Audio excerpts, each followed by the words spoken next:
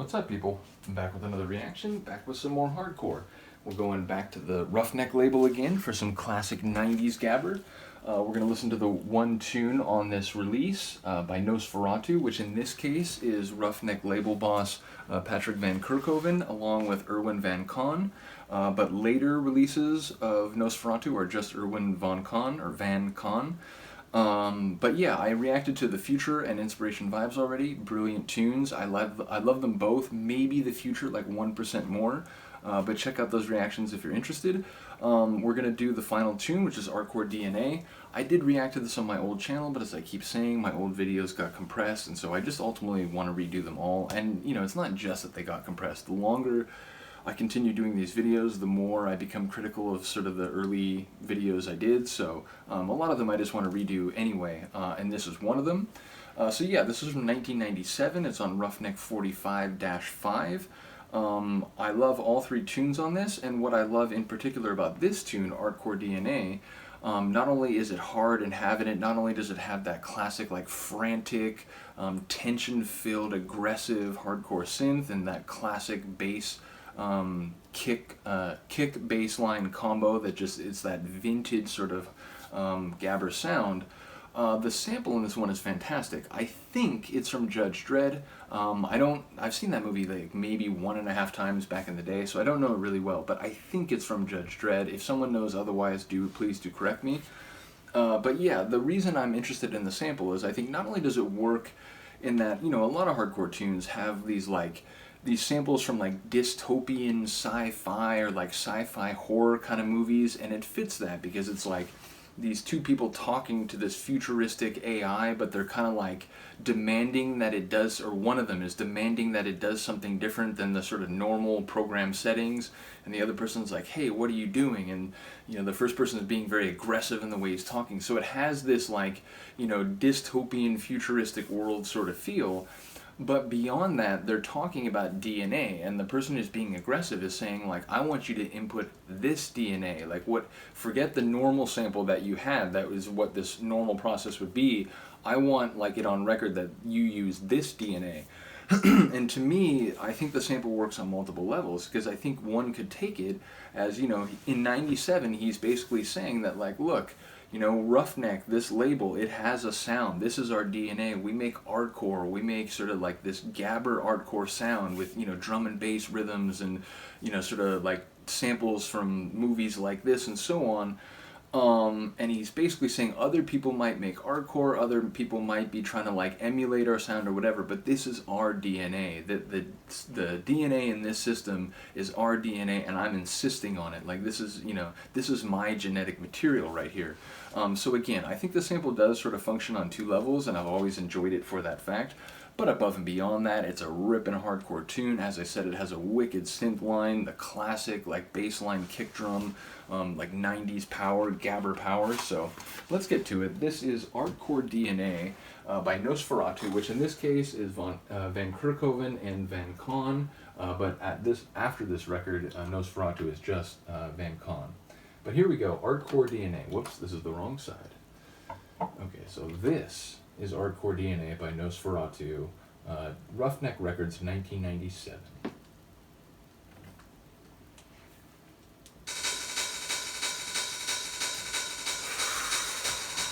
The hardcore record starts like this. You're just like, all right, I'm gonna buckle up and I'm gonna hold on because, you know, shit's about to go down.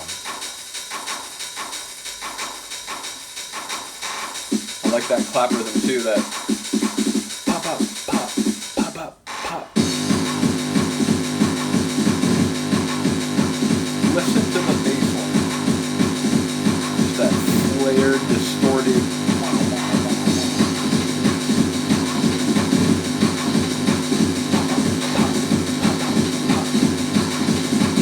And also, again, them drum and bass rhythms.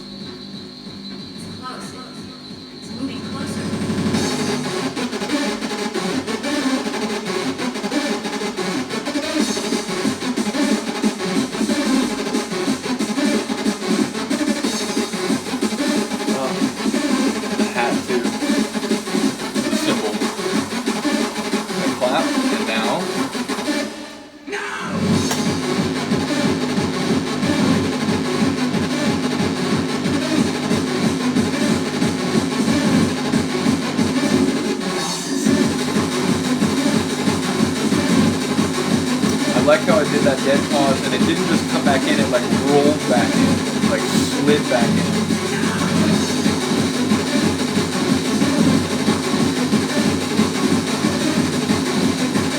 It's just, I live for this shit.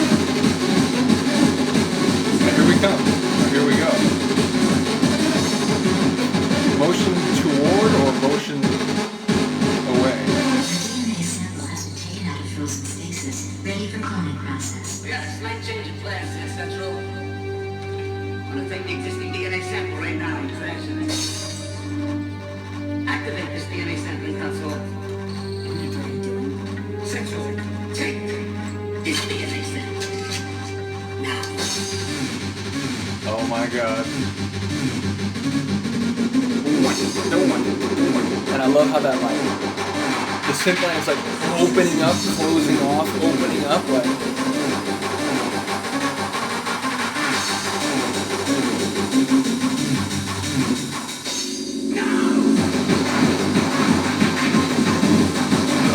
come on.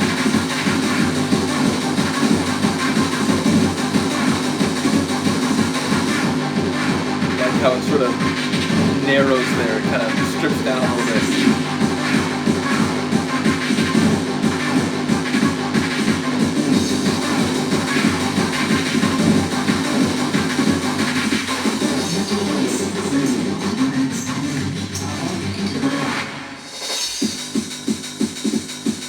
Hollow, like placeholder kick.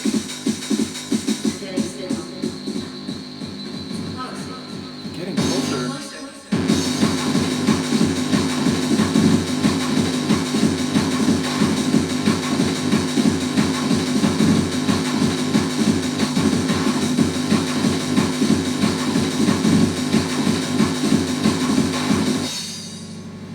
Activate this DNA sampling console.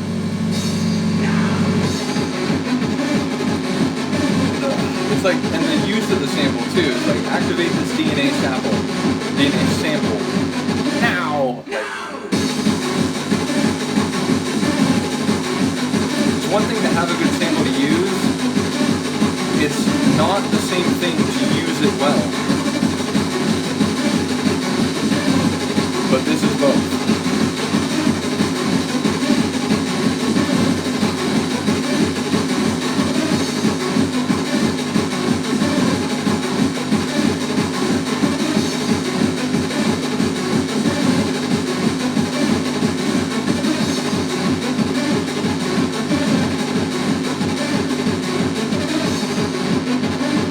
Hard as nails, frantic and frenetic, right to the end. The new DNA sample has been multiplexed and the gametes are already dividing. Yeah, so basically, not only is it hard and wicked right to the end, meaning it'll be a great record to double drop out of, because you can sort of like take it and layer it over the incoming track right to that end sample, which if you line it up right will probably be finishing right as your first breakdown of the incoming tune is starting. So yeah, I love when you can sort of have it work out. And sometimes, you know, it's not that you like mix these tracks together endlessly so you know exactly, like sometimes it just works out. Like if you can line up the measures, magic things happen that you may not even have expected. As long as, you know, the measures are lined up, there will be good things happening at the measure changeovers, even if like you haven't thought in advance, like, oh, like that sample's going to play right when there's that brief pause in the incoming track, like, but yeah, again, if you line things up right, you can have stuff like that happen even if you didn't plan it in advance. But yeah, you can also end with that record, because not only does it go hard right to the last beat, but then it has that kind of like, you know, atmospheric sort of AI sample at the end. Oh, the gametes have already begun splitting for cloning process or whatever. So yeah, it's a great way to end a mix as well. Yeah, so it's a top tune.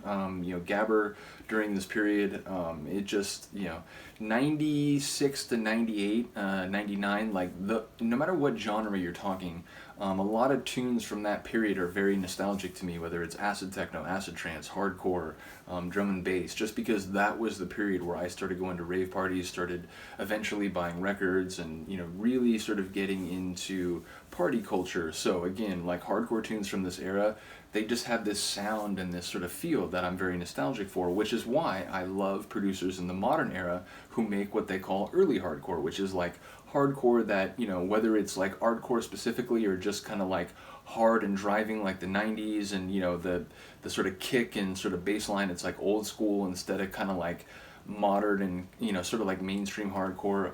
Yeah, that's why I love a lot of producers now who make what they call early hardcore. So yeah, shout out to the vintage stuff, shout out to the new stuff, which is done in sort of homage to or in the style of the vintage stuff.